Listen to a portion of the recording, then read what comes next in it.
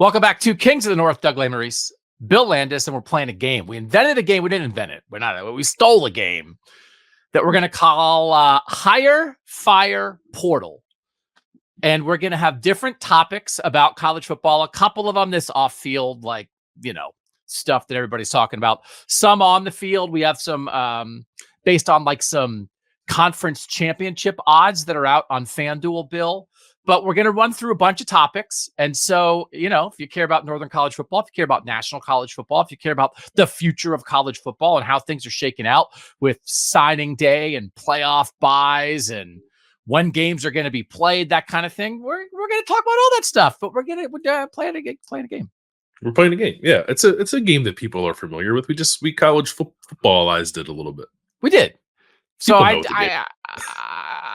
not exactly sure how it matches up with the original form of the game, but let's just get into some of the topics, and then we'll figure it out as we go.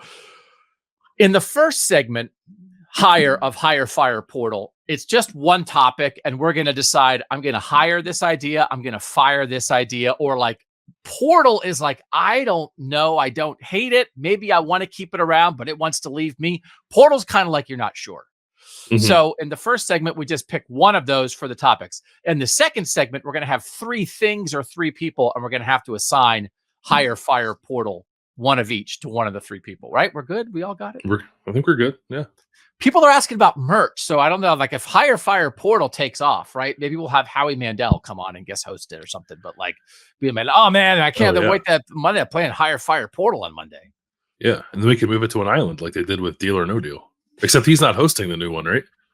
So so on an island is that they're opening briefcases standing on an island instead of standing in a TV studio. That's the only difference. I don't know. I just know in the commercial the briefcases were floating in the ocean, but that doesn't seem practical. So I don't know what they're going to do. The suitcase and you're dragged down to the bottom. I won't let go. There's gold in this suitcase. I drowned.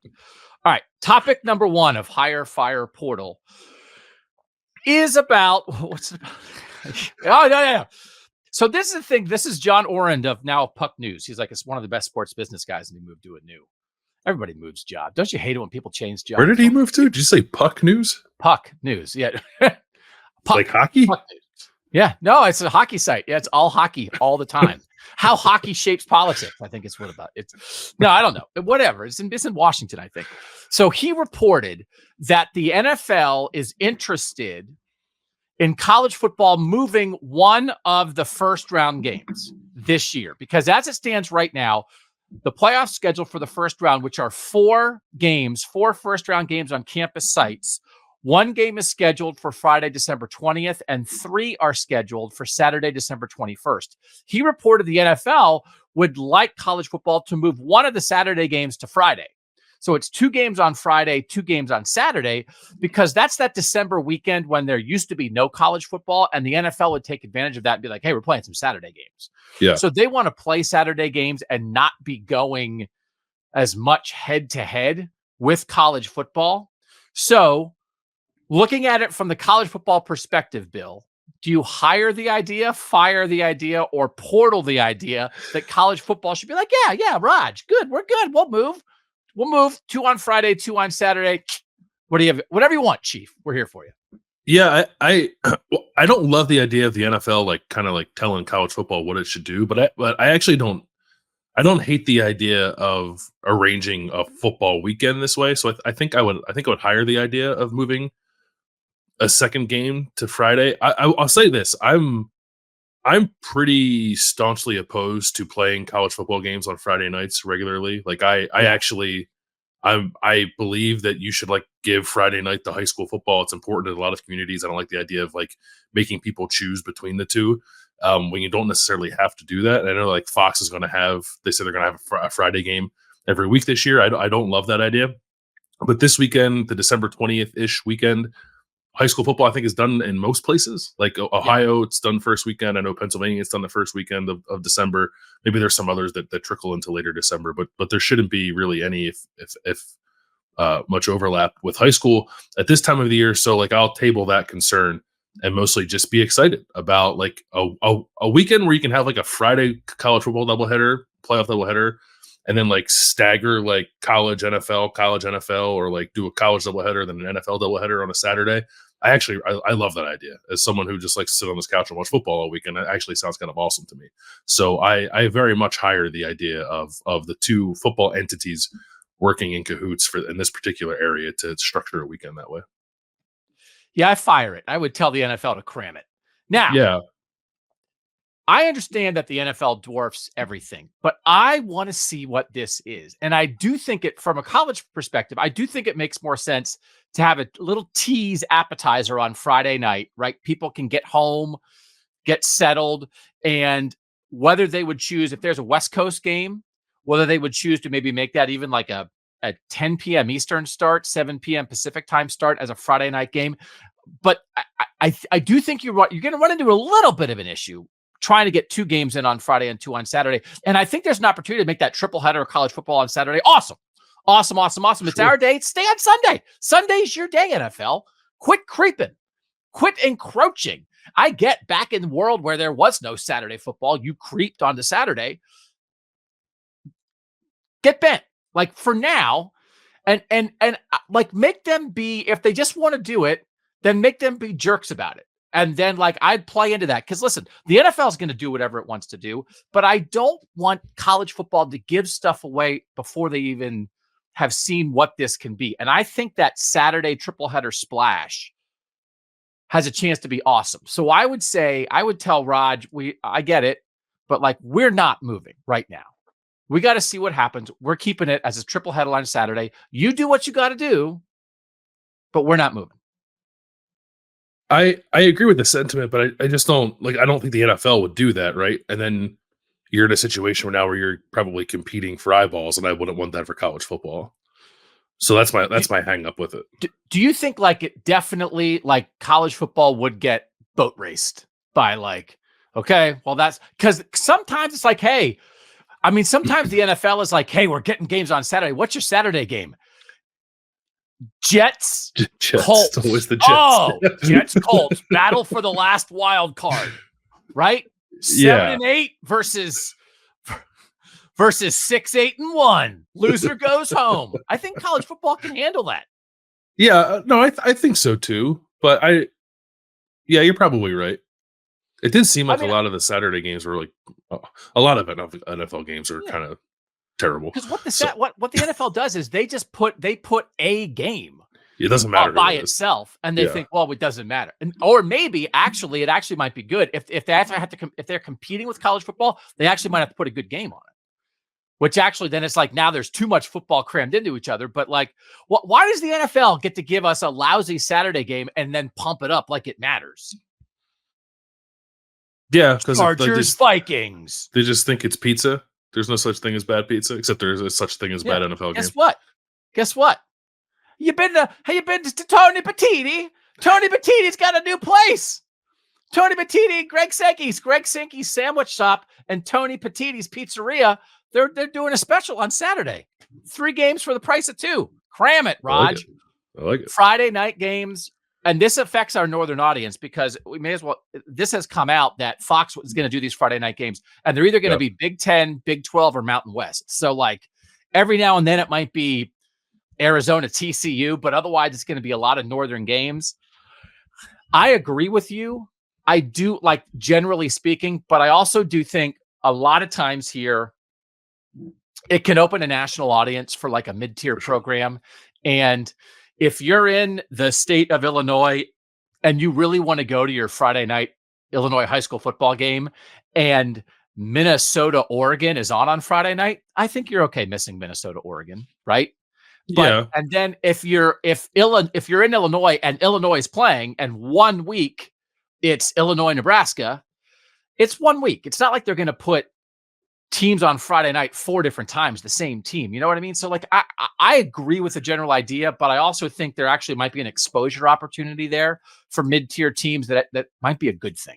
Yeah. If they are intentional about mixing it up and not overlapping with teams, and for me, it becomes a little more palatable because I'm not dismissive of that. Right. I think it does matter. Like, you know, it matters for San Diego State to be playing in a Friday slot by itself. Right. Or, even like Illinois is a good example too. Like I understand the value of that for a lot of the programs that we talk about, frankly. So I just don't want like, hey, this Friday night time slot's pretty valuable.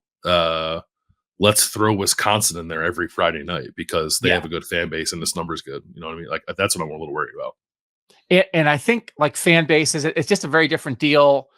If you have season tickets, you want to go to a game on a Friday night, it's a very different deal than trying to go on a Saturday. But I think most fan bases, if you're asking them, and you're not asking them, by the way, you're telling them, you're forcing them to tell a fan base you're doing this once. I think you can handle almost anything once a season. And that we still have 5 great Saturdays or 6 great Saturdays. You know what?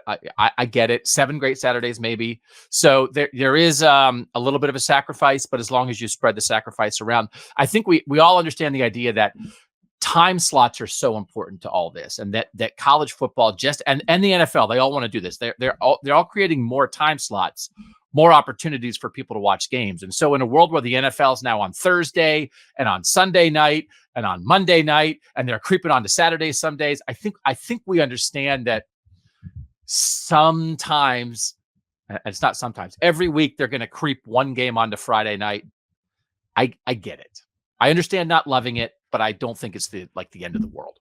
Yeah. All right. So I fired that idea. You hired that idea. Let's go to our second one, which is, this is a bit of an old idea that it was like a trial balloon that got shot down, I think, in service of something else. And this is the playoff discussions that are being held right now about the future of the college football playoff. It's going to be 12 teams for 2024 and 2025. Everything that they're talking about could change for 2026 because that's like the end of this 12-year cycle. And that's when there could be movement. So the idea was floated that the SEC and the Big Ten, wanted to expand the playoff from 12 to 14 teams, which we did talk about a little bit, but then also wanted the 2 byes that were remaining to be guaranteed to the SEC and the Big Ten. That got a lot of pushback and has led, I think, to some other discussions. But that idea being out there initially, the 2 guaranteed byes to the champ of the Big Ten and the champ of the SEC, did you buy that, hire that, or portal that? No, not buy. Fire. Hire? Fire portal. I fired it into the sun. Mandel. God, Howie makes it look so easy. Could not fire portal. Could not fire that with any more enthusiasm. I don't like the idea. Like I understand where the Big Ten and SEC are coming from, right? Like most years they are very clearly going to be the 2 dominant conferences in the sport, but I don't know if that's going to be true every year. And I wouldn't want to lock them in because of that. Like while we're still inviting everyone to the party, and maybe that'll change too. But while it's happening, I don't like the idea of 2 leagues getting treated differently than the others. Like I want the Big 12 champ to have a shot at that. I want the ACC champ to have a shot at that. So I did not like the idea. I'm glad it got kind of pushed back on and hopefully tabled and won't get brought back up. So I will hire the idea as a negotiating tactic. Yeah, of course. Yeah. What the Big Ten and the SEC want is more. And so floating this idea, they're probably going to earn this anyway. Probably, but not guaranteed. So they were like, guarantee this thing that we're probably going to get anyway. And then when you guys say no, then we'll say, oh, okay. Well, we'll acquiesce. Look at us being magnanimous, but give us more money. Or because again, I think what they really want by going to 14, that they think of that as 2 more spots for SEC and Big Ten teams. And what they think is that most years anyway, the 2 byes would be the SEC champ and the Big Ten champ. Say it's 70% of the time. And that would mean the Pac-12 champ and the ACC champ now have to play first round games against an SEC or Big Ten team, which is, they think the 4th best team in the Big Ten and the SEC can beat the Big 12 and ACC champs. And that's really what they want. So they'll give on, we don't take the guaranteed byes, but we want the 2 extra spots. And most of the time, you don't have to guarantee it. We'll get it anyway. And then what they do want is more money. So that's been reported, and we don't have to get into all the exact figures that have been reported by Ross Dellinger and other people about how much money they want compared to the other conferences. But I do have to say, we all see this, right? In a world where the the three. Listen, man, I don't know what to tell you. Like the two best football programs in the Big 12 left and went to the SEC, and the best teams in the Pac-12 and in the Pac-12 folded into the Big 12 and the Big 10. Like the Big 10 got the best one. So like in a world, you'd be mad if it felt like Washington and Oregon and USC and Texas and Oklahoma were getting the short end of the stick here, but they went with the big boys. We have to be realistic about this. So whether it's spots, whether they wind up in a spot where maybe the Big 10 and the SEC are guaranteed 3 and the Big 12 and the ACC are guaranteed 2, they're definitely going to end up in a spot where the SEC and the Big 10 get more money than the Big 12 and the ACC. The separation already happened. Now we're just dealing with reality. So there's some of this that I think is fanciful and wish casting on behalf of people. Like, it's not fair. And listen, the whole thing about college football is that it really kind of has been fair. They've been dividing up things equally for a long time with conference payouts and that kind of thing. And they're just done with that. But like, for real? So there's going to be some lucky teams, Vanderbilt and Northwestern and Purdue and Mississippi State and schools like that happen to be in the Big Ten and the SEC. They got lucky. But for the most part, the top of the SEC and top of the Big Ten demand more money, more spots. It's just real. So there's a little bit of the pushback on some of this stuff, Landis, that I really want to fire, because it's like, are you trying just to be fair, even though you realize it doesn't deserve to be equal? Right? I don't know. It's a little bit Pollyanna to me. Yeah, I guess I understand that point of view. I don't know. Like when you start talking about that many teams or that many automatically qualifying spots for conferences, like that to me is when the depreciation of the regular season conversation like gains a little more traction, because it's then like, what are the Big 12 and the ACC playing for if you're not giving them like an equal opportunity to get into the playoff field? You know what I mean? And that's probably, that's probably taking it a little too far, but that's where I get hung up a little bit. It's like, why there are going to be like you're going to give the Big Ten and the SEC 4 spots, like guaranteed every year. There's going to be years where we look at the Big Ten and think like there's not 4 teams that deserve to be in the playoff, but they're still going to get 4 in like that. Like I'm wary of that. I think it would water down the playoff field. I don't think it'd be the best thing for the sport. And how often will that happen in a decade? Like maybe once, maybe twice. Like I'm not saying it's going to happen every year, but the possibility of it happening at all just makes me want to avoid this situation entirely. I don't think there's any proposed model where there's 4 guaranteed for anybody. I think the different models are 3 guaranteed to the SEC and Big 10, 2 guaranteed to the Big 12 and the ACC, or 2 guaranteed to the Big 10 and the SEC, 1 guaranteed to the ACC and the Big 12, or just the 5 conference champs get in and everything else is wild card. I would just say to the ACC and the Big 12 right now, any proposal that guarantees the ACC and the Big 12 2 spots each, I'd grab. Yeah, probably. I would grab with both hands, because again, a lot of the rest of the stuff is going to work itself out. And so that guarantee, I think actually the way the committee is going to look at things and strength of schedule and that kind of stuff, I think there might be a better chance that like the Big 12 or their ACC wouldn't get a second team in as an at-large than maybe like the Big 10 or the SEC not getting a 4th team in. So if they get 2, I think that's very fair. They're not going to get it. But again, I don't think they deserve as many. It doesn't mean there's not the good teams there, but there's not as many good teams. There's not as many historically good teams. And so I think a world, if you can get 2 guaranteed, which I think is great, grab it and understand that in every other way, you're just going to get a little bit less and you probably have to live with that. But again, the reaction isn't to this. It's not this. The reaction was the SEC adding Texas and Oklahoma and the Big Ten adding Oregon, Washington, USC, and UCLA. That's when it changed. It's not changing now. This is now just reflecting the realities of those changes. And so to like throw your hands up too much, like it's kind of too late. Like I don't. Yeah. Well, even though I'm not saying you're wrong to think it was bad what happened, but it already happened. It's happened and you can't change it. Yeah. Do we know, like in a world where almost all of the playoff spots are kind of like spoken for in terms of conference affiliation, what determines that beyond conference championship? Like, is the subjectivity of the committee going to determine those automatic qualifiers? Is it going to be like conference standings that are going to determine? I don't know the question to that. And I think it is a very interesting and important question, because the more we get to the point where the conferences would be able to decide who gets in, like, hey, listen, we're sending you 3. We're guaranteed 3. We'll decide our 3.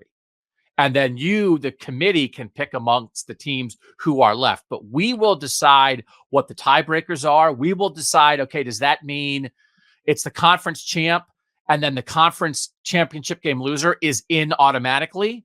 Right. And then the third spot, there's a tiebreaker system with standings or whatever? Or are we going to rely on the committee? I think that's a really important point, because I would guess I would want control of that as a conference. Like if we're in an automatic world, if we are beyond the point where it's the 5 conference champs and then everything else is at large, because right now the conference determine the champ. They have a structure of who gets in. If there's a tiebreaker, they decide what the tiebreaker is, who makes the conference championship game. That's a really good point. I don't know the answer to that. I don't know that that's been decided. I just know, I don't think it has either. I was reading something about this where it was like an anonymous source, I think maybe in The Athletic, said something like this, like the Big Ten and the SEC don't trust the playoff committee. So they're just taking the selection process out of their hands, which would suggest then what you're talking about. It's like the Big Ten and the SEC are just going to send their champ and the 2 other teams they think have the best shot at winning a national championship and not really pay attention to anything, any other metrics. I mean, you have to answer to your own members, right? But there are all of this stuff, like the more games you win in the playoff, the more money your conference makes. I don't even know if that's wrong. Yeah. Like and there's a part of me that almost, I mean, it's going to be one of those things, right? If you get into a place where Indiana goes 10-2 and Michigan is 9-3, and the Big Ten sends Michigan instead of Indiana, that's a hornet's nest within your own conference, right? So, but if that's the decision of the conference, I mean, the Big Ten already did that when they sent Ohio State to the Big Ten championship in 2020, right? So, but you also make a good point about you don't want to devalue the regular season, because now we're just getting into like just send this to the teams with the highest recruiting rankings. Yeah, like who has the most? It's all eye test. Yeah. This team had some injuries early, and they're 7-5, but they're really hot. Let's send them. So I think you need to avoid that. But I'm not against the conferences having control of it. But I think standings matter. Standings matter to you? I think they should. Yeah. You're pro standings? Okay. I am pro standings. Yeah. All right. Signing day. This is the third topic that we want to talk about. There is a proposal to have 3 now national signing days. As it stands, there is 1 in December and 1 in February. The idea that has been pushed back for a vote, but is proposed, is to add 1 in June. So you would wind up in a world with 1 in June, like before those players have their senior years of high school. Then one, and then the otherwise it stays as it is now. This is a proposal. Let's briefly cover the thing that already did happen, Landis, which is they're moving the December day a little bit. So just make sure people understand that. Yeah, they're moving the December signing period, which has typically been, I think, the 3rd Wednesday in December, to now the 1st Wednesday after the end of the regular season. So the Wednesday between the end of the regular season and conference championship games, which will, I think, almost always be in December, but I actually think there maybe are some years on the calendar where it could be like the very end of November is actually when that first signing day is. So they moved it up, but still in the season, still like roughly around the same time that it is currently. Actually, probably more intrusive to game prep with the new rule than it had been previously. They're trying to get it so that everything's not happening at once. Because like we always say, there's no other sport where it's like you're in the middle of the playoffs and you have free agency and you have the draft all at the same time. Like, why are we doing this? But there are considerations with class schedules and player movement that's different than pros. We understand that, but they're trying to make that a little bit better.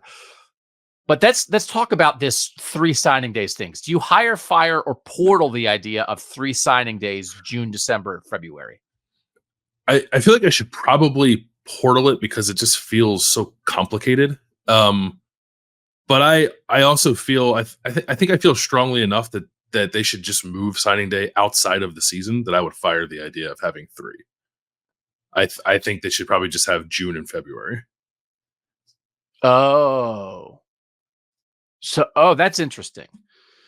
I was going to hire this vociferously primarily because of adding the June component of this.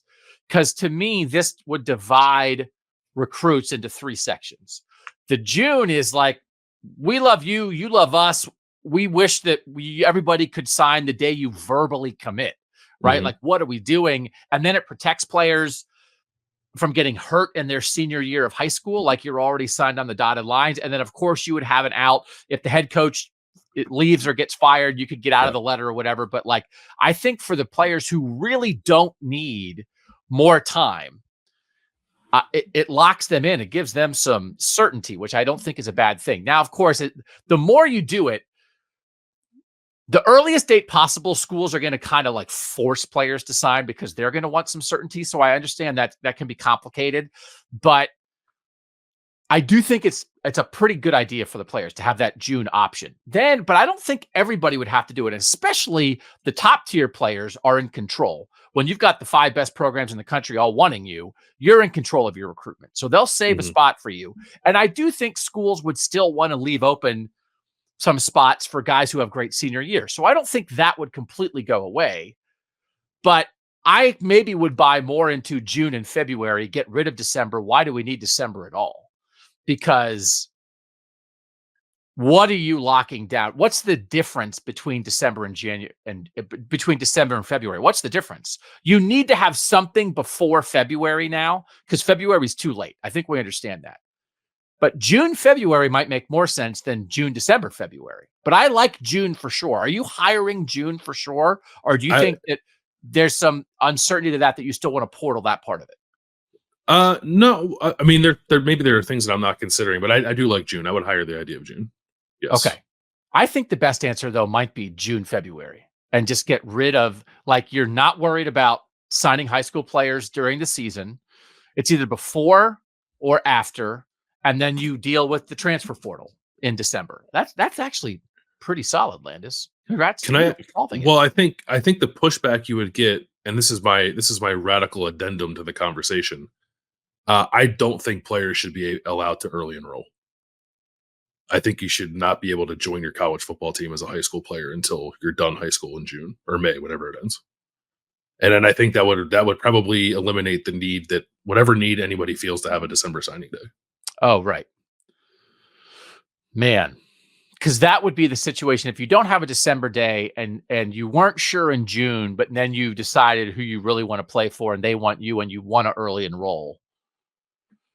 Do you think that could ever happen? If you just, I mean, it was like a loophole that somebody figured out and then everybody dove through the loophole. And then as always happens in college football and in life, a thing that is a wrinkle becomes the norm very quickly. And now it feels like if you don't early enroll, you're behind and kids are just missing basketball and wrestling and baseball seasons and track seasons and missing prom. And like, for what? It is because they're behind their peers. And coaches talk about it all the time. Like, coaches will be like, as a guy, a guy will be in his program from the third, you'll be like, well, he only got here in June. So that set him back. And it's like, you mean he was normal? He was a normal high school kid and it set him back. I feel like this is a different show. JT Tuimoloau showed up to Ohio State in August and he was fine.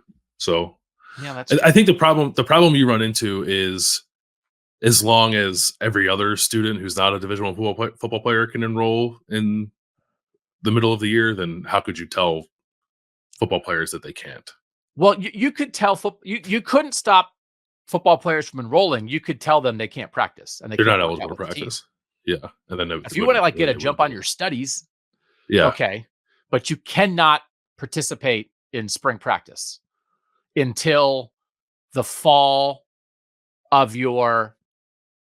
You cannot participate in a college football workout or practice until you are a year removed from the beginning of your final year of high school, or however you would have to phrase it, right?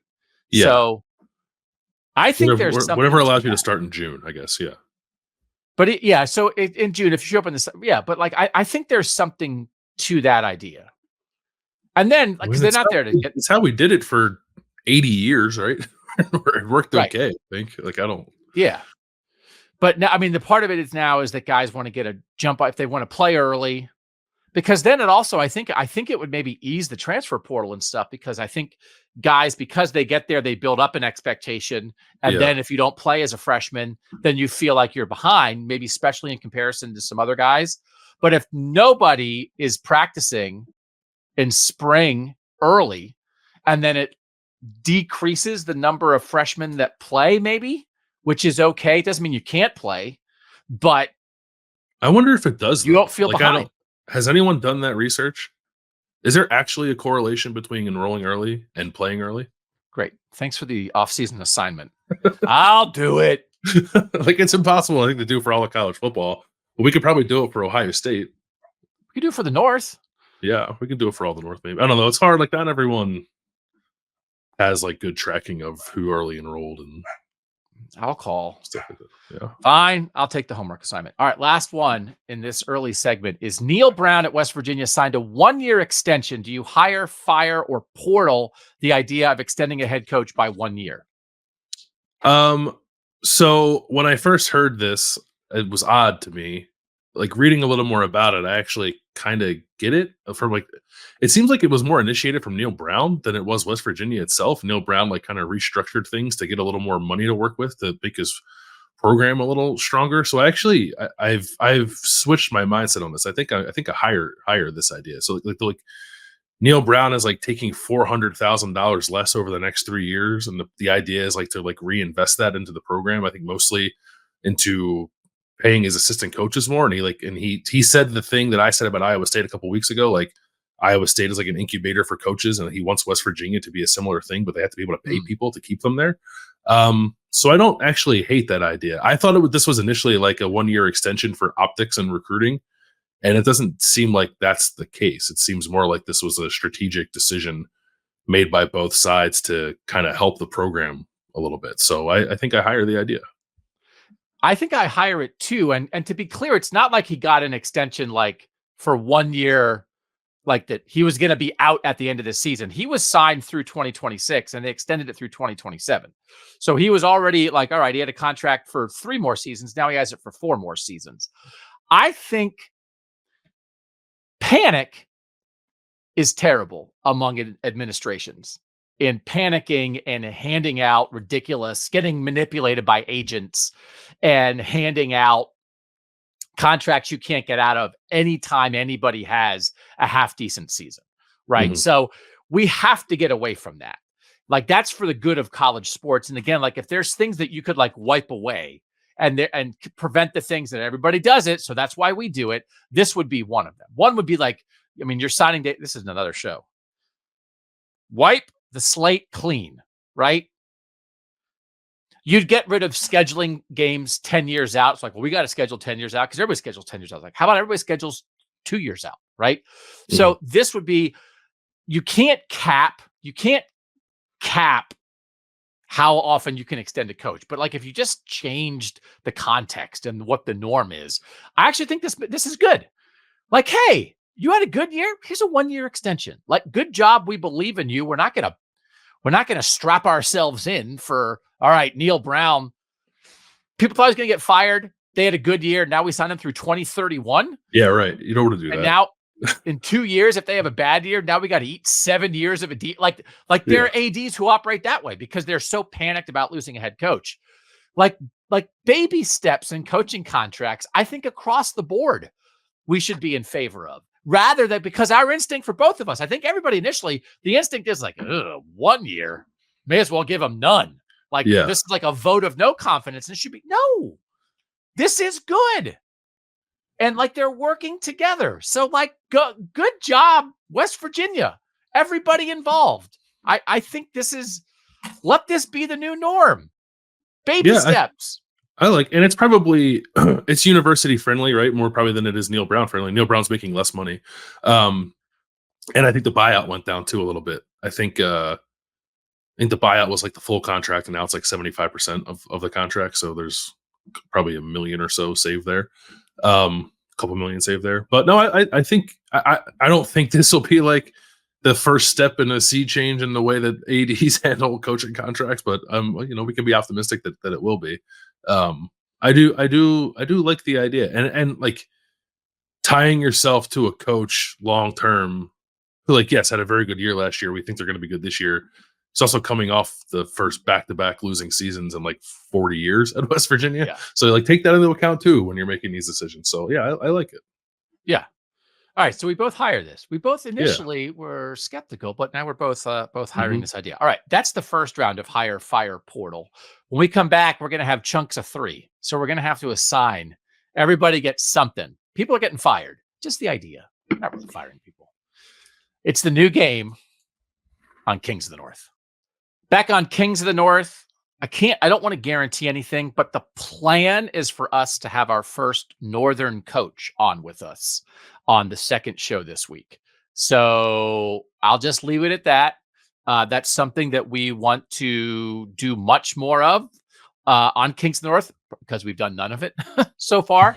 But our plan is to have, as we expand and grow, different voices on here. Bill and I are still going to be, the foundation of this show, but we want to have more people who cover our Northern teams come on as guests with us. We want to have former players in the North come on with us. And we want to have current players and coaches and athletic directors come on with us and talk about national college football and Northern college football and their teams. So we have an interview set up that will be part of our Thursday show, but stuff happens and we're new. And so I don't want to tease it and name the person. And then if it doesn't happen, people will be mad and they'll be marching on his office. How could you do that to the Kings of the North? How dare you? That's not fair. So, that's coming this week. So again, if you guys, thank you so much for being here. If you want to give us the thumbs up on YouTube, we certainly appreciate it. If you want to drop a review on Apple Podcasts, we certainly appreciate that. And the best thing you can do to help the show is just tell a friend who cares about a team in the North. Hey, there's this new show where they talk about our team sometimes, but they also talk about all these other teams that we really are competing with in recruiting and on the field, and that are just like us, and their fans are actually a lot like us. So we're just excited about where Kings of the North is. This game, people I think know, is kind of based off the more common game of smooch, marry, kill, right? Yeah. Which is a game. So this, in our version of it, there's something like you're very excited about, you're hiring it. Something you don't like, you're firing it. And then something you're not sure about. That's what you're putting in the portal, right? Yeah. In the original game, which is the one that you really like and which is the one you're unsure about? I think Mary's got to be the one you really like, right? I think that's a long-term commitment. I mean, I think, Smooch but I would just... Smooch is not necessarily a long-term commitment. Okay. Some people really like smooching, though. So I'm just saying, so I would double check with everybody. Like, when you do that, you care about marriage more than smooching, don't you? That's fair. That's a fair question. Yeah.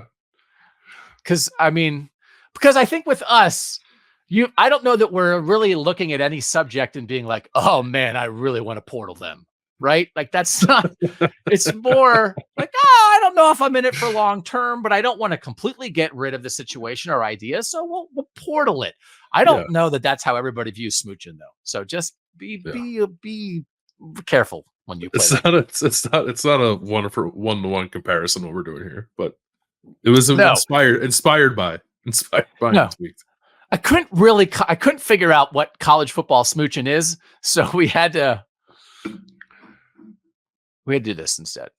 But I think it's okay. I think it's okay to be uncertain. Signing an albatross of an NIL deal with Texas A&M just doesn't roll off the tongue. Yeah, you could do like right. I don't know. Could you do offer, non-committable offer and NIL deal? Like what? Like there certainly are many things in college football that are kind of well, we want you maybe if this other person doesn't show up, right? I mean, that's So anyway, we hire fire portal, I think rolls off the tongue a little bit better. All right. First one, we actually have to pick one of each for all 3 categories. Coming off the NFL Combine, we didn't do a lot of NFL Combine. Well, I don't know if we did any coverage here on Kings of the North. That's an event that I have gone to many, many, many, many, many, many times in the past. I know you've covered it in the past. Mm-hmm. I think there may be opportunities for Kings of the North to go there in the future. But I was intrigued by one particular part of this, and it's this is not exactly the question, but I'm going to make it part of the question. The three quarterbacks at the top of the draft are Southern quarterbacks, right? Caleb Williams from USC, Drake May from North Carolina, and Jaden Williams from LSU. They are certainly viewed as the top three quarterbacks, no doubt about it. Most people project them to go 1, 2, 3. It feels like the next three quarterbacks are the three Northern quarterback stars of last season. Bo Nix from Oregon, Michael Penix from Washington, and JJ McCarthy from Michigan. So I am intrigued, like the idea of, what do you really think about the Southern three guys versus the Northern three guys as prospects? And I'm not so sure there isn't an argument to be made of, like, I understand why the Southern three guys are the higher profile guys to be picked, but I think there might be some higher floors with the Northern guys. But that's not do you agree with that idea? Like, is there a conversation that we may choose to have around the NFL draft at the end of April, or maybe we would have some NFL experts on and talk about these six quarterbacks and who's really going to succeed? And could you make a case for the Northern guys? Yeah, it's probably worth the discussion. Like, I see enough of people like kind of throwing it out there, especially with JJ, like compared to Drake May and Caleb Williams, that maybe I don't know about all three of the Northern quarterbacks, but yeah, it's probably worth a conversation. I think it'd be an interesting conversation to have before the draft. Yes, I am a scooch skeptical on Caleb Williams because I do think the way the USC season fell apart is not his fault, but I'm not 1,000% slam dunk on him. And so I'm not going to sit here and say, like, I think Bo Nix is going to be better than Caleb Williams, but partly because Penix and Nix are so old and are like, I think you really know what you're getting. I think there's some, there's certainly lower upside compared to Caleb Williams, but there might be a little more certainty. But anyway, I think that's a conversation for later. I want to talk about, for this, the three Northern guys in comparison to each other as NFL quarterback draft prospects right now. JJ McCarthy of Michigan, Michael Penix Jr. of Washington, Bo Nix of Oregon. Who you hiring, who you're firing, and who you putting in the portal? I am hiring JJ McCarthy. I think I'm gonna fire Bo Nix. I'm gonna portal Michael Penix. Okay, and again, it's a game. Like, it doesn't mean we did dislike Bo Nix, but I am actually going to hire Michael Penix Jr. and I'm going to fire Bo Nix. I'm going to put JJ McCarthy in the portal. What makes you put JJ McCarthy as the guy you feel the best about right now? Ceiling, athleticism, like trait stuff. The reason that he's like being mocked as a top 10 pick right now, I think, is all because it's not his production in college, right? We watched him play enough to know that that's the case. I think you can get a little too caught up in that when you're trying to figure out NFL stuff. Like, clearly it's important, but I think it's like tools that matter more than anything else. And JJ's, I think, are the best of these three, and perhaps the best of all of them. Like, which is like, I wasn't there. I'm still not all the way there. I understand the conversation about it, I think, but of these three, that's why I had him first. It is wild because it felt like when JJ McCarthy got to Michigan and then played a little bit as a freshman, like, this was the conversation I think people thought we were going to be having as he played as a sophomore and junior. And then really with what he was asked to do and what he did, we didn't really have that conversation as sophomore and junior. We just had a conversation about, man, Michigan wins a lot of games and they won the national championship. So I don't think you can't like quibble with how Michigan used him. They went 15-0, won the national championship. They made the playoff every year he was there. Right.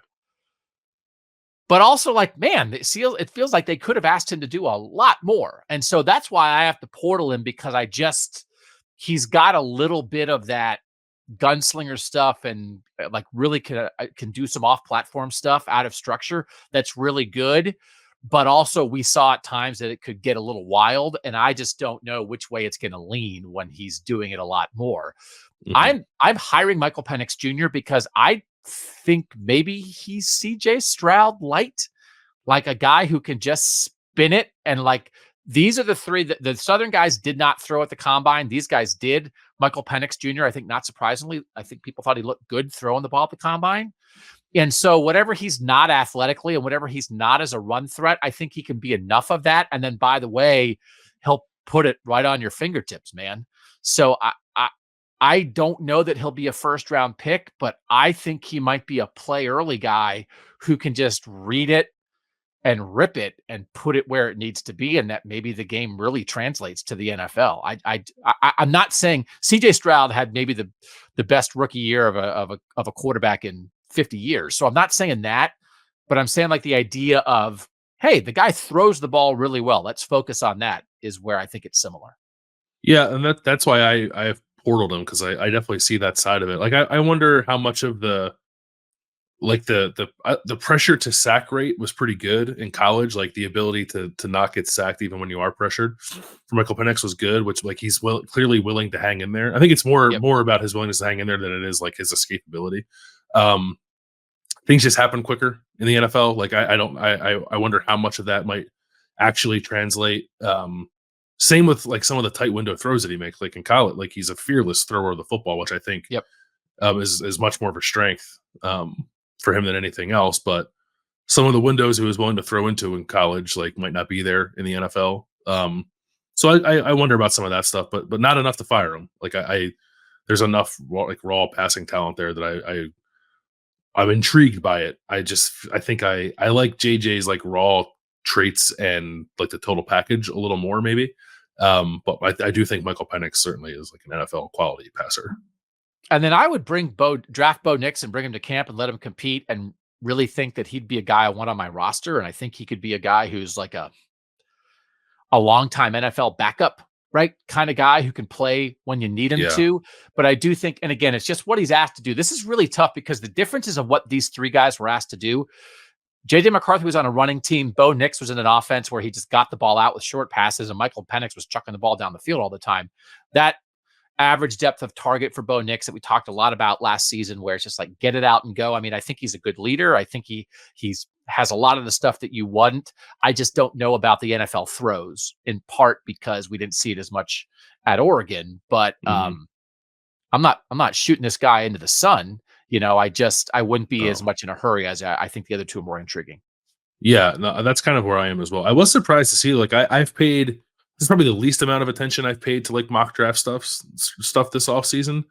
So I was looking at the consensus mock draft on mock draft database earlier. Bo Nix is 12th. Like JJ McCarthy is 11th and Bo Nix is 12th. So they did on their consensus big board, they had like, which is the player rankings as opposed to like where you think they're going to go. They had JJ McCarthy number 12, Bo Nix number 35, and Michael Penix number 39. Yeah. So that's a gap between JJ and the other two. I think they all have a shot, right? I mean, I think they're all bet, yeah. I bet you Michael Penix starts games next year. And like whatever that means, it might be like more on like the Aiden O'Connell kind of thing, that maybe you go to a team and there's an established guy there, but they're not in love with them, but they're not handing it to you right away, but it gets away from you. Let's take a look at this guy. I actually think, like, do you think a team would take JJ McCarthy right now to be like, you're the guy? Like the not the Patriots, I guess they had the third pick, but like, what if the Patriots trade from back 3 spots and take JJ McCarthy at 10? They just got rid of Mac Jones. Are they like, JJ, you're our guy? Or does JJ need a little time? I think he needs time, but I think he's going to get drafted at a spot where he's expected to play right away. Yeah. I think just because of the age, but I would feel good about Michael Penix being ready to roll. I think Aiden O'Connell's not a bad comparison. And again, Aiden O'Connell went much later in the draft, but like a guy, it's like, listen, man, I ran like a high profile, successful passing offense in college. Like, let's go do this thing. It's not a bad way to think. All right. We're a lot of the rest. This team's of the North. What do you think about Michael Penix to the Browns? Michael Penix to the Browns. I don't know that it's a fit. I don't know that I think, well, the Browns have to decide they're going to keep Joe Flacco. They have Dorian Thompson-Robinson. Well, he's 100 years old. Yeah, I don't know. Michael Penix is too. Michael Penix and Joe Flacco might not be a terrible comparison either, actually. I don't know about that. Actually don't know about that. Actually, I think maybe I like Bo Nix to the Browns a little bit more than that. But yeah. Style of offense. I think you assign a northern quarterback to a northern team. That's another offseason project. All right. So a lot of the rest of these are based on like conference championship odds from FanDuel and like just who we like in different situations. We'll start in the ACC with our northern teams and in the ACC. And this idea is who you're higher fire portaling as northern dark horses in the ACC. And there's only have 3 northern teams in the ACC to win the conference championship. Syracuse is 42-1. Pitt is 110-1. Boston College is 130-1. So this is no surprise. I'm going to hire Syracuse. I'm going to portal Boston College, and I'm going to fire Pitt for now. As we talked about, that Pitt is sort of revamping its entire offense. Are you in agreement with me on that, or do you differ? I differ slightly. So I agree, hire Syracuse, but I am portaling Pitt and firing Boston College. And the intrigue with what Pitt's offense could be this year is why I'm portaling them, because I feel like I have a pretty good idea of what Boston College is going to be, and that is not very good. And I said that I think like Pitt will be good, but I think they have a chance to exceed expectations, certainly more so than Boston College does. I'm giving a nod towards your man Thomas Castellanos, man. Like that BC has an established quarterback and bringing in right a new head coach, and we talked about this on our spring football preview show. And by the way, I would remind everybody to go back and watch that last week where we dug in on 13 of our 26 teams who are the first to launch spring football. As we record this, Brigham Young, Cincinnati, Pitt, Ohio State, and Northwestern all previously started. This week, Boston College, Penn State, Utah, and Oregon start spring practice this week. So we have talked about Pitt and BC in depth. I just think the idea that Thomas Castellanos has a intriguing quarterback skill set, he's a dynamic runner, and Bill O'Brien right away, he's already played, Bill O'Brien is able to conjure up like a new version of a throwing Thomas Castellanos that is like, oh man, this guy is like a borderline Heisman contender, and you do not want to play Boston College. And by the way, Boston College is a bowl team last year. Pitt was 3-9. I just saw it more as like Pitt maybe undergoing like a revamp, and I like Pitt's future. We talked about this a lot. We like what Pitt's going to do. 130-1 is a lot, but also like the ACC is nuts. Can I read you all of the ACC odds? Okay. The ACC is crazy. We did conference picks. We did the playoff picks like 2 months ago now, and I picked North Carolina State to win the ACC. Clemson is plus 280. Florida State is plus 280. Miami plus 450. So that means like Miami's like 4.5-1, right? Clemson's like 2.8-1. Louisville's plus 500, 5-1. NC State 13-1. SMU 17-1. Virginia Tech 18-1. North Carolina 25-1. So that's 8 teams between basically 3-1 and 25-1. Like that's a lot of teams grouped. They don't know who's going to win this. Then Syracuse 42-1, Cal 55-1, Georgia Tech 60-1, Duke 100-1, Pitt 110-1, Virginia 110-1, Boston College 130-1, Wake Forest 250-1, and Stanford 500-1. All I'm saying is, if you were ever going to pick a team at more than 100-1 odds to win a conference, the ACC this year might be the year to do that. And given the 2 teams on our list that are 100-1 or more, I would take BC over Pitt. But I'm also enthused about what Pitt's doing. No, I think what you're saying makes a lot of sense. They have, you're getting a quarterback. It is quite possible that I'm underestimating the dip at Pitt. And it's not like I don't think Pat Narduzzi is like on the hot seat this year, but if there had to be like some kind of roster reset that's carrying over more than one season, maybe I should be more on alert for that than I currently am. I think it's just like when I think of the programs and the floors, I think Pitt's is generally higher. Now I know Boston College finished with a better record last year, but I think I would trust the higher floor program over the program that I view as a lower floor and is also going through a coaching change. And I'm still not entirely sure of the marriage between Bill O'Brien and Thomas Castellanos and how exactly that might work. Syracuse, we both agree to hire at 42-1. Like, I think Syracuse has a chance to win the ACC. Like whatever it is, they are the Friendly 1, schedule. 2, 3, 4, 5, 6, 7, 8, 9th, the ninth betting favorite in a 17-team league. But 42-1, like that's real enough to be like Kyle McCord is a veteran quarterback. Aranda Gadsden is back, right? As their number one threat who got hurt last year on offense. All the guys that we've talked about that they've added in the portal, like a lot of energy around that program. Like that's not an impossible 42-1 to me. I don't know how I missed this. Like maybe I mentioned it before and forgot about it. They're 10th in returning production according to ESPN. Like that's a pretty high number for Syracuse. We're going to be talking about a lot about Syracuse in the preseason because like there's like the energy of a new hire, but like there's some stakes in the ground of why Syracuse could be good like right now. Mm-hmm. In a conference that is absolutely totally up for grabs. All right, so we both hired Syracuse, and we agree on that. That's obviously the school that we're going to zero in on there. All right, let's do old Big Ten West teams, and the Big Ten West is dead. But are you up for a goodbye Big Ten West show at some point, where we wrap up the history of the Big Ten West and what it did and didn't do and what it meant and didn't mean, and appreciate the highs and try to understand the lows of that division in the Big Ten? Absolutely. Yeah. All right. I'm adding that to the list. So the three dark horses I grabbed for this discussion, old Big Ten West dark horses in the Big Ten overall. Nebraska at 75-1 to win the Big Ten. Wisconsin at 80-1 and Illinois at 130-1. Who are you hiring? Who are you firing? Who are you putting in the portal? This was really difficult for me. I'm going to hire Wisconsin. I'm going to portal Nebraska and fire Illinois. But I did go back and forth a few times on Nebraska and Wisconsin.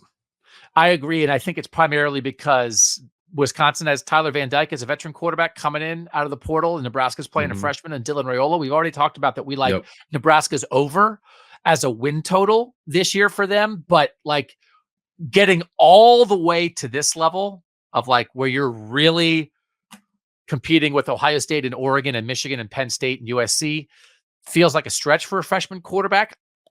I think there's a chance that like everything that didn't lock into place at Wisconsin last year, as they tried to bring an air raid offense to a traditional ground and pound run game team, I think there's and maybe we'll be saying this, I think year 7 in Wisconsin is the year it all comes together, right? That's possible, right? But do you think it's out there where everything clicks into place and they have a couple people, they got Ches Malusi back, Braylon Allen left, but like, they're switching out the quarterback. I think Tanner Mordecai in the end was like fine last year, but not great. What if Tyler Van Dyke is an upgrade over that? I think the right call here is Wisconsin, but I also don't think this is like an impossible, well, we got to pick somebody to hire. I think there's a pathway to this. No, I think there is. And it's something too about, to me anyway, like sort of like things that are intrinsic in the Wisconsin program, which is like bottoming out of Wisconsin, I still think looks like pretty good. Looks like kind of similar to what last year looked like. It's a belief in Luke Fickell too, maybe a little more than Matt Rule, although Matt Rule probably has more demonstrated ability to do this at the Power 5 level than Luke Fickell has. So that's why, I mean, it definitely was tough. And I'm on the record as not being in love with Tyler Van Dyke and thinking that was a little bit of an odd addition. But he's a guy who's played a ton, right? I think that I feel a little more comfortable going into the season with that idea more than I do a freshman, certainly. Wisconsin's schedule is probably more difficult than Nebraska's, if you want to take that into consideration too.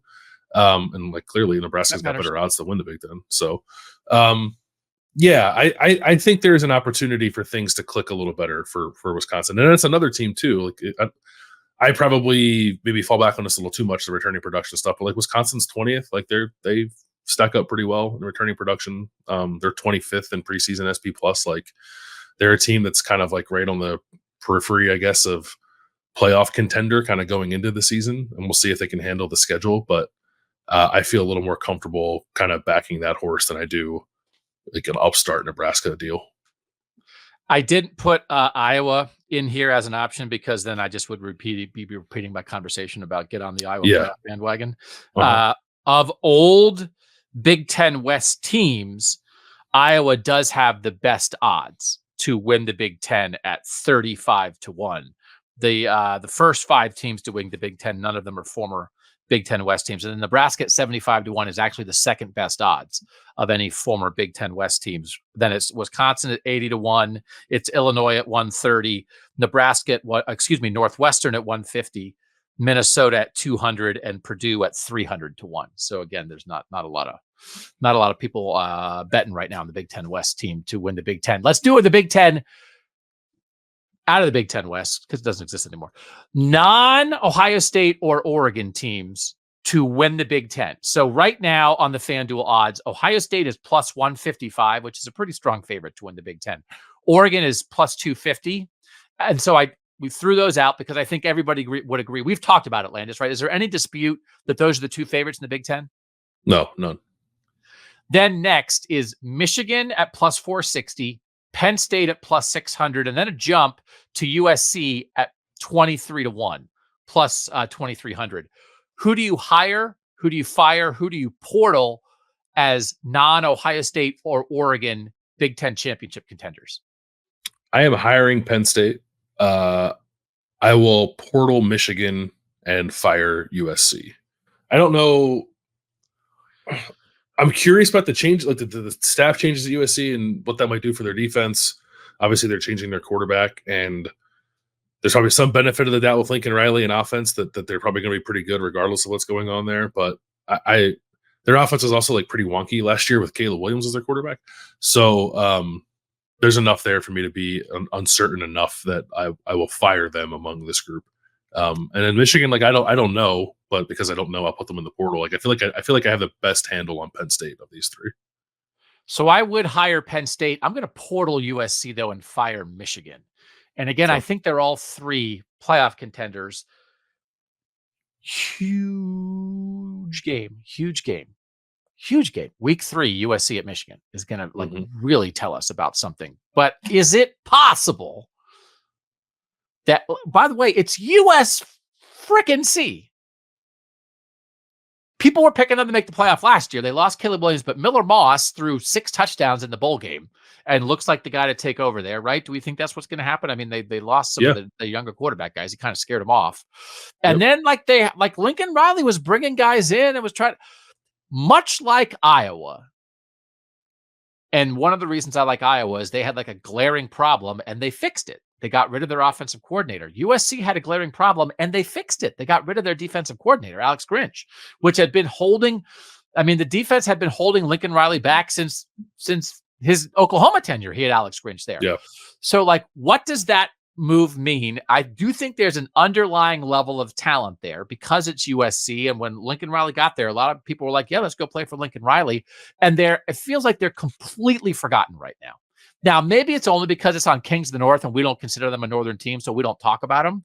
But 23-1, like once upon a time to think like, hey, what do you think? I'd be like, I think USC first year, they'll be in the Big Ten championship game with Lincoln Riley, right? When he got hired and the day that they announced that USC was joining the Big Ten, would you have been like, do you think USC will make the Big Ten championship game in year 1? I think a lot of people would have said yes. So now to be at this point where they're like the 5th favorite, I feel like they are at a very good spot where they are an overdog in talent with an underdog reputation, and they could sneak up on people. But if they go to Ann Arbor and win on September 21st, then I think people are going to jump on the bandwagon. So that's why it's not a knock on Michigan. We've talked about this. We think Michigan could go 9-3 and make the playoff. But I want to make sure that like we're on alert for people who care about the Big Ten, that we're on alert that like you can't let USC like sneak into this conference and then go 11-1 because everybody forgot about them.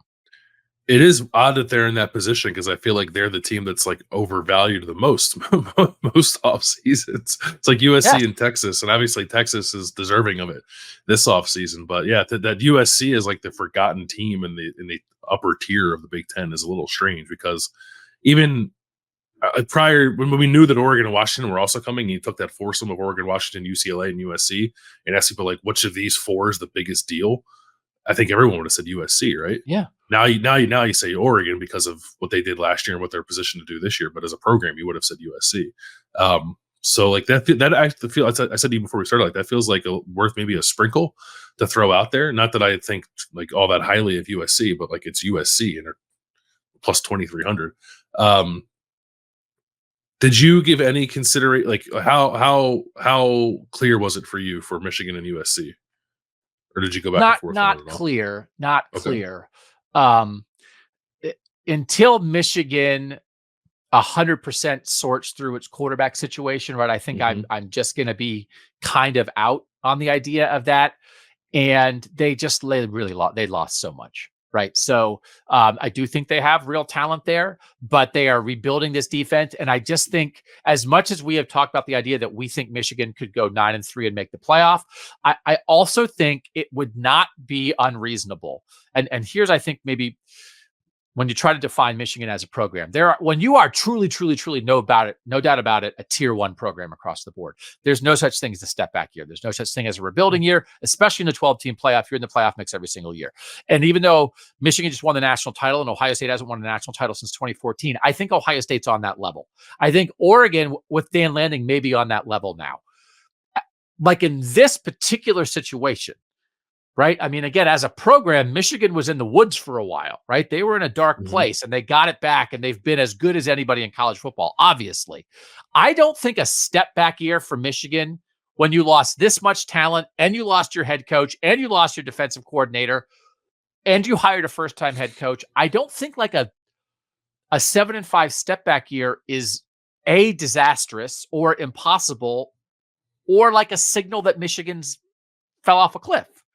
So this plus 460 to me is a little bit riding the coattails of 15-0. Like if you really dug in on what they have and what's a known quantity for sure at Michigan right now. Yeah, Will Johnson is. Yeah, Donovan Edwards. Yeah, they're always going to be good on the offensive line. But like for real, for sure, plus 460 feels a little bit high to me. And actually, a USC team that fixed its glaring weakness, I just think actually there might be more to them. I don't know. Yeah. And I factor Michigan's schedule into it too. Like of these three teams, Michigan has by far the most difficult schedule. Crazy schedule. Yeah. Crazy schedule. And so like it's just preparing Michigan fans, not that they're not going to be a good team, but it might just be a little bit of a tough year. You can still be good and not really have a record that reflects it. So, I mean, Michigan might end up being the best 8-4 team in college football and be a good program. So I just think that's a reality. All right, 2 more of these to the Big 12. This one's a little bit different because I tried to divide up the Big 12 into different chunks. And I do think we will have a discussion when we get towards the start of the season. Like, what are the chances that Northern teams win 3 of the 4 conferences, right? And that would require Syracuse, Boston College, or Pitt to win the ACC. But it's the most interesting discussion. And the North could win 0 of the 4. If USC wins the Big Ten and, Arizona wins the Big 12, now all of a sudden the North went 0 for 4. This idea, pick who's going to win the Big 12. Would you pick Utah, which is the betting favorite?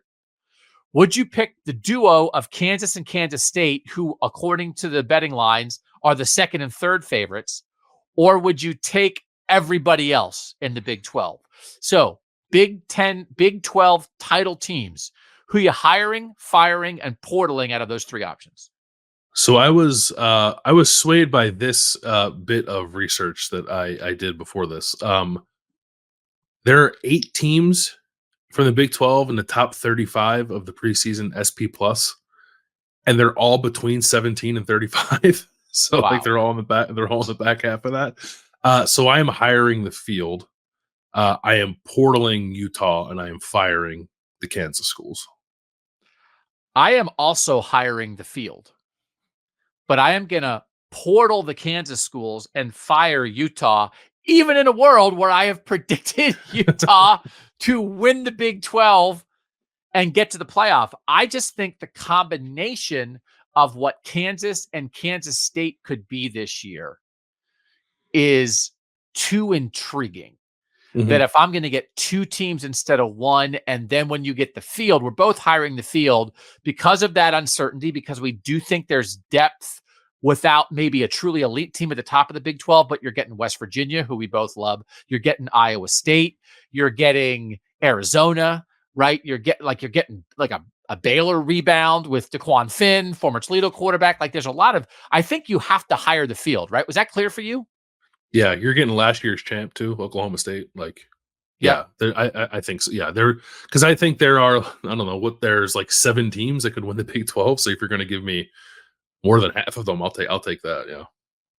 Yeah. So, I mean, which is a weird situation to be in, to be like, but we'd still, if you said, who do you pick to win the Big 12 right now today? Would you still you'd pick Utah if you're picking one team?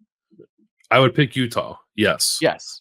But I would pick Utah, but I'm firing Utah because I want, if I can get multiple teams in almost any situation, I want that.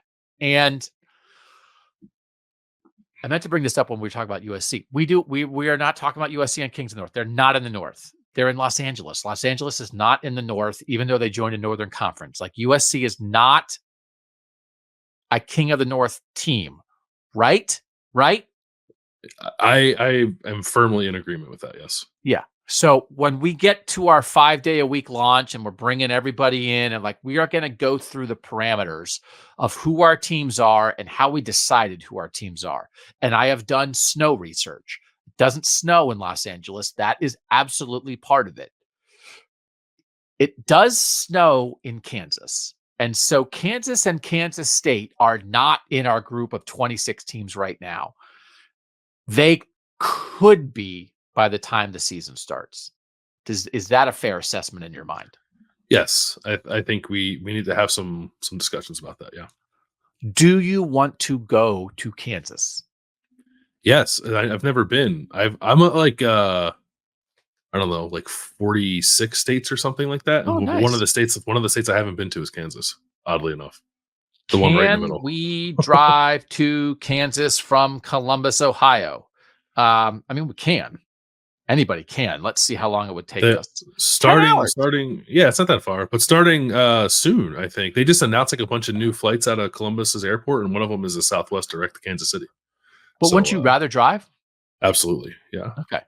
I have covered a game. I've been very close. The most frustrating thing is that the 2 times Ohio State, I think, where was I? Oh, no. I was going to a basketball game in Nebraska, but I flew into St. Louis because I was doing a recruiting story before that on former Ohio State basketball player E.J. Liddell. And I drove from St. Louis to Nebraska, which is like St. Louis, clear across Missouri to Kansas City, and then head north. And I was like right there on the border with Kansas, and I didn't go into Kansas. But you want to go for real. We'll go for real. I think we should go for real. As we consider, and we walk around with a microphone and we say, would you like your teams to be part of Kings of the North? And people in Kansas say, what? What? I think we should do that. Who are you? Yeah. I covered an Ohio State basketball game against Kansas at Allen Fieldhouse. That was like awesome. So like that was. Oh, that does sound awesome. I have been there for that. All right. This is our so we agreed to hire the field, and then we split on Utah and Kansas State, who we fire and who we portal. Last one is a coaching question. First year coaches. We broke this down. How did you decide which 3 coaches we were going to group here, Landis?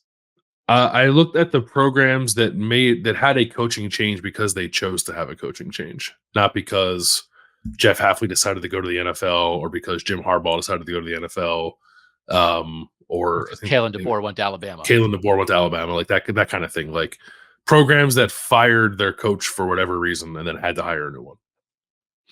So that means we're talking about Kurt Cignetti at Indiana. We're talking about Fran Brown at Syracuse. And we're talking about Jonathan Smith at Michigan State, which again, off the bat, I think we, for different reasons, like all of these hires, but we've made a game. Is this what it's like? Is this what it's like? We can't have a discussion about how we like 3 things because Doug made a game where you have to fire somebody. Yep. Am I Skip Bayless already? Am I Skip? What people want? I'm so worried about becoming Skip Bayless. No, because Skip Bayless wants to have an actual conversation about firing these people. Yeah. We're not. You have to understand the context of what we're talking about here. Should we rename the game Love, Like, and Like Slightly Less? Welcome back to Love, Like, and Like Slightly Less. Or you can just do it's Love, Like, and Like. Like in grade school. I like you. Yeah. I like you. That actually might not be a bad idea. Okay. Well, it's experimenting time. We're not 5 days a week yet, so we're still experimenting. I like you. Why Bill likes Jonathan Smith. Next on Kings of the North. All right. Who are you hiring here? I am hiring Jonathan Smith. Who are you firing? I am firing Fran Brown. Okay. And you're portaling Curt Cignetti. We are almost like exactly opposite on this. Well, Okay. yeah. I am hiring Fran Brown. Interesting. I am portaling Curt Cignetti, and I am firing Jonathan Smith. And I don't want to fire Jonathan Smith, but why did you hire Jonathan Smith as like, yes, this is the best one? He's the only one that's done it at the Power 5 level of these three. And part of it for me too, and maybe I should have taken this into account, is like the program itself, like what it's been historically. I think you're better resourced at Michigan State. I think you have easier time recruiting at Michigan State, more support just sort of in general. Like Indiana and Syracuse are trying to cultivate a different level of support around their new head coaching hires. I don't think Michigan State necessarily has that problem. And I just think he's a good coach. And I think his style of coaching actually will blend rather seamlessly and easily into the Big 12, like the style of football he wants to play. I fired him because I think he is has the least cultural fit of these three hires. And in that Fran Brown is from New Jersey, and that's a big part of what's been talked about at Syracuse, which is in New York, which is right next to New Jersey. But like he's sort of, using those New Jersey roots to really lean into this situation. Curt Cignetti was at James Madison. He's coached at a lot of different places, but his dad was the coach at West Virginia. His brother was like the offensive coordinator at Pitt. I do think Curt Cignetti is sort of like a Rust Belt, like that kind of coach that I think he will fit seamlessly in at Indiana. And Jonathan Smith is a West Coast guy. And there's been a lot of conversation that as he had played at Oregon State, was a quarterback at Oregon State, then had worked, I think, at UCLA and Washington, had been the offensive coordinator at Washington. And people have theorized that if he hadn't taken the Michigan State job, he might have been the leading candidate at both Washington and UCLA, which changed head coaches after he already took the Michigan State job. And so it doesn't mean that I don't think he's going to work out at Michigan State. I think you're right for all those reasons. But I care about cultural fit a lot. And it's not like Oregon State to Michigan State is a misfit as much as I'm like maybe concerned that Kalen DeBoer, Washington to Alabama is a misfit, but I don't know that it's as tight as a fit as we're getting with Curt Cignetti at Indiana and Fran Brown at Syracuse. Yeah, I don't know that I dispute that. And there's been enough stories coming out of East Lansing like the last couple of weeks that like Joe Rossi, the coordinator that Michigan State hired from Minnesota, is like getting the rest of the staff up to speed on the Midwest. Like a bunch of guys who came from out west trying to figure out the lay of the land recruiting wise. I think Joe Rossi has been pretty important for them there.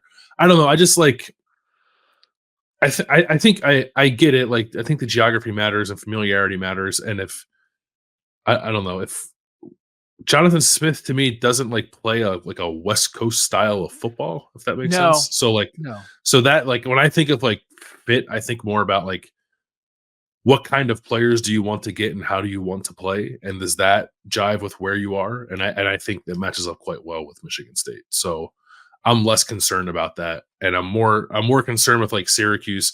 And I said this when they hired Fran Brown, like, it's just not the profile of the guy I thought Syracuse was going to hire. It's not that I think it won't work there, but like dynamic recruiter is not necessarily like the lane that I would have picked. I would have picked more like a program builder type. And maybe Fran Brown is that. This is his first head coaching opportunity. I'm not saying he's not, but I thought someone with a demonstrated ability to build a program would have been a hire that made more sense there. So like Cignetti. Like a Cignetti. Yeah. So I kind of wanted to portal them both, but I had to fire one of them. So I picked Syracuse. No, because again, it's not. I think we would grade all three of these hires pretty high, even though they're very different. One's making almost like a parallel move, not quite parallel, but from Oregon State. One's making a jump up from James Madison, and one has never been a head coach before. So I mean, it's very you're coming at it from very different situations. But I think, and really, that's kind of how you hire people. You either hire somebody who's done it before you hire somebody who's done it before but at a lower level, or you hire somebody who's never done it. And these are 3 examples of that. And I think within those silos, I think these are like 3 very good hires within those, maybe like the best guys you could have gotten within those. Yeah. It's like, hey, if you're taking a guy as a jump up guy, right? You want Lance Leipold kind of stuff. You're taking a guy as a jump up guy. Is there a better jump up guy than Curt Cignetti that Indiana could have hired? No, I don't think so. And if you're Michigan State and you were like, listen, we would like a Power 5 head coach to come to East Lansing, were you going to get a better guy than Jonathan Smith? And now Oregon State's not going to be in the Power 5 anymore, but they were when he left. Because you've gotten someone better than Jonathan Smith to come to Michigan State. I don't think so. No. And could Syracuse, if you say we're gonna roll the dice a little bit, never been a head coach, can you do better than a guy who was coaching at Georgia and is from the Northeast? I don't know that you could have done better than that with Fran Brown. No, I think you're right. I'm with you on that. Like it does feel like they nailed the guy to match the profile, if that's what they were looking for sure. And then discussion of like, did you choose the right profile? Yeah. But sometimes it's like, nice profile, wrong guy. And I don't think that's what we're talking about here. I don't think so either. No. This point was brought up to me, and if you're an hour and 20 in, you get to hear this. So the idea for this show really was that the North at the highest levels was really not competing with the South for a while, right? When you talked about that, the North had won 2 national titles in the previous 25 years, and they both were by Ohio State. It's like, they're just not. And so we wanted to create a show where it's like, we can talk about the best of the North and contextualize it and celebrate it without always talking about, well, they're not as good as Georgia or Alabama. Like, of course they're not, or LSU or whatever. Like, we know that. But like, let's just like basically ignore that, accept it, ignore it, and talk about Northern football. And understand that, guess what? There's a couple more challenges in the North and that kind of thing. And that to be the king of the North, like that idea is like, shoot to be the king of the North, because maybe being the overall king is like pie in the sky a little bit in a world where the South is going to South, right? So, because this was pointed out to me by a listener, like this idea, because it's kind of how I expressed it maybe early on when I talked about it, when I was leaving Buckeye Talk to come do this, why I was coming to do this. And it's like that idea. And the North has risen up. And that is not what this show is anymore. We are not talking about like, there's not a but to this show. I thought there would be a but. Like we're ignoring Georgia because Northern football is good, but it's not as good as Georgia. So we're going to ignore Georgia. Let everybody else talk about Georgia. But like, what's the point? Why bang our heads against the wall? And as it's turned out, that is not the show, because the North rose up. So like, even in situations like this, the way Washington and Michigan rose up last year, right? The way Oregon is rising up under Dan Lanning, the way Ohio State made changes this offseason and got players to stay to try to rise up again. Even this is our final conversation today. Indiana, Syracuse, and Michigan State rising up, man, right? We're not talking about like, what's the dumbest hire in the North? Like, and I don't know. Why don't what we call northern glasses? Snow covered, like we're not viewing this through sleet covered glasses, right? Snowboard goggles. Snowboard. Yeah. We're not viewing this through snowboard goggles. Like I think there's just a lot of stuff that is real up here. And like, I don't think I'm excited about Iowa this year through snowboard goggles. I don't think I believe that Oregon's here to stay through snowboard goggles. Right? I don't think that Syracuse has a chance to really build something through snowboard goggles, that Penn State might be a playoff team through snowboard goggles. I actually feel like, however we time this, the North is rising up to the idea of a Northern show. And there are a lot of actual teams to talk about with enthusiasm and optimism, and it's not fake. It doesn't feel fake. I don't think at least I don't know, maybe people listening have thought that, but I haven't thought that like any of our conversations that slant like on the rosier side of, prognostications for some Northern teams that maybe historically haven't been talked about in those terms have like felt off base. Like I do feel like the North is taking some swings it used to not take or wasn't equipped to take, or what. Like, I don't, it's probably a combination of like everything in the sport changing to make it a little more open to some teams to do that kind of stuff, and sentiments changing at some of these campuses and athletic departments too. But for whatever the reasons are, like I think you're right. I think they're I don't know. I don't feel inclined to use a but. Just say but. This is another good one. I like when there's a lot of shows in the offseason. You have to come up with ideas. Like if we made trend lines for our northern teams. I was just thinking that what's the way to do? I was going to say like compare and contrast like what you think the floor of the programs are now with like what you thought 10 years ago. Yeah. But trend lines is probably, yeah. They just like, I don't know, because like even this, right? Teams that just fired coaches. I think this discussion, Indiana, Syracuse, Michigan, I think we feel like there's a lot of upward trend lines there. And I think like you think about Nebraska and Wisconsin in year 2 with their head coaches. I think maybe you believe there's upward trend lines there. We think West Virginia is on an upward trend line. I think we believe Iowa State is probably on an upward trend line. Oregon's on an upward trend line. Michigan's at as high as you can be, but we don't think they're falling off a cliff, right? There's just a lot.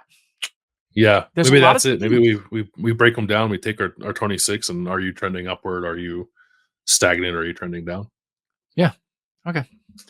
All right. Thanks to our producer, Mike Yorstowski, as always, making us look good and sound good, helping us come up with ideas for like structuring this show and this kind of thing. So we'll try out more ideas like this.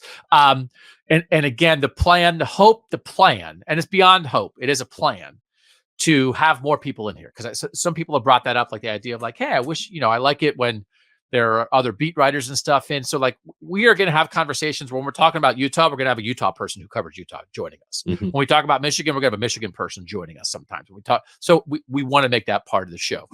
So we're continuing to grow, continuing to expand, continuing to be excited as the North continues to rise to the challenge. So thanks to the North, man. If it had really gone, if we were like, hey, what if we did a show about Kings of the North and it was like 12-team playoff? Do you think it will be 10 Southern teams or 11 Southern teams? This show would not be as fun. Yeah, no, that's right. All right. For Bill Landis, I'm Doug Lesmerises. And that was Kings of the North.